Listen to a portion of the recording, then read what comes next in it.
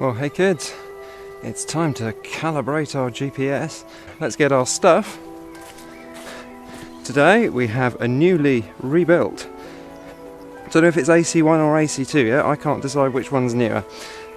Pretty much everything's as we know and expect, except there's now a new flight controller. We've got a Naza-M Lite in there at the moment, and a new video transmitter which is linked for the first time directly to our GoPro. Let's go over to our test bench and do some GPS calibration.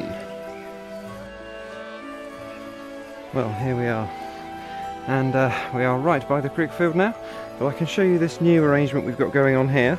We've now got our video receiver and battery and screen all attached to the TX, and if we go around here we can see that the only camera we now have on board is this little cable here, which hopefully isn't affecting the balance of stuff. I've moved the whole cage over a little bit just to make sure, just to counter it rather, and that's all a bit Heath Robinson at the moment, but that's going up to our new transmitter, and very messy over here at the back. We'll tidy all that up if it proves itself to work. But first of all, me and that have got to go over to the middle of the field and do some GPS calibration, because it's the first time the Naza-M, that bit in there, can you see that, has ever been in the air. So in a way, a maiden flight. So here we are on the bowling bit, one of the main cricket bits, whatever that is. I'm going to power up our transmitter, plug our battery into a voltage reader and check that says 16.8, which it does. And then for the first time in the field, let us power up AC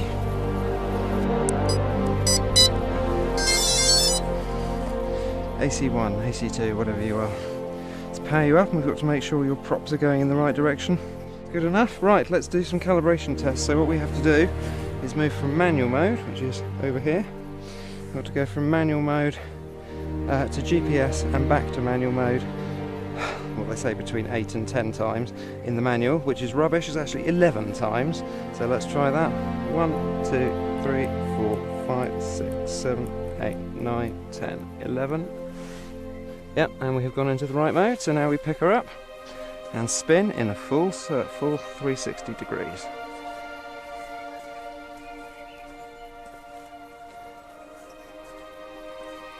Until the light turns green, like that.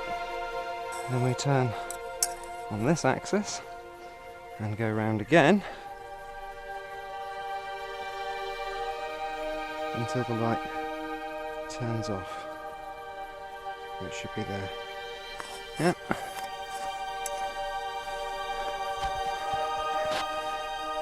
And the final part of this process, which some people forget I see, is to cycle the power. So off it goes. And now is perhaps a good time to turn the power on to this little contraption over here. So we've got a Dean's powering both the glasses via this cable, splitter there, and also powering the thing itself. And we've got our battery mounted underneath. I could have mounted the battery here, but for balance reasons, even though I'm using this strap here, which really helps a lot when you're using this sort of setup, it distributes the weight properly, or better at least.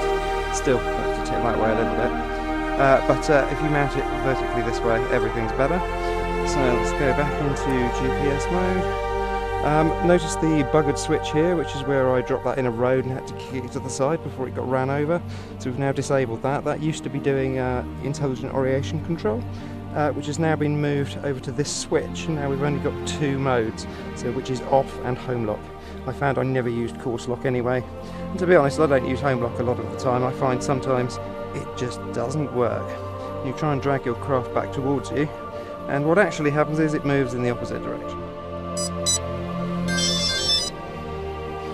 While we're waiting for GPS signal, we'll power on our glasses.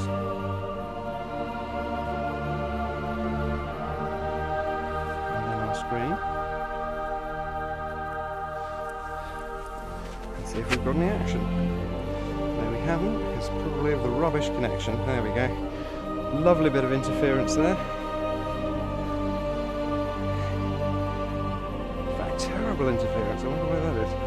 I suspect it's because of the lack of these horrible whip aerials, which I'm having to use because my proper aerials are on my Discovery Pro, which is away with the gimbal doctor at the moment. Right, well, it says we've got a full GPS lock. I vote we get recording, get in the air and see what happens.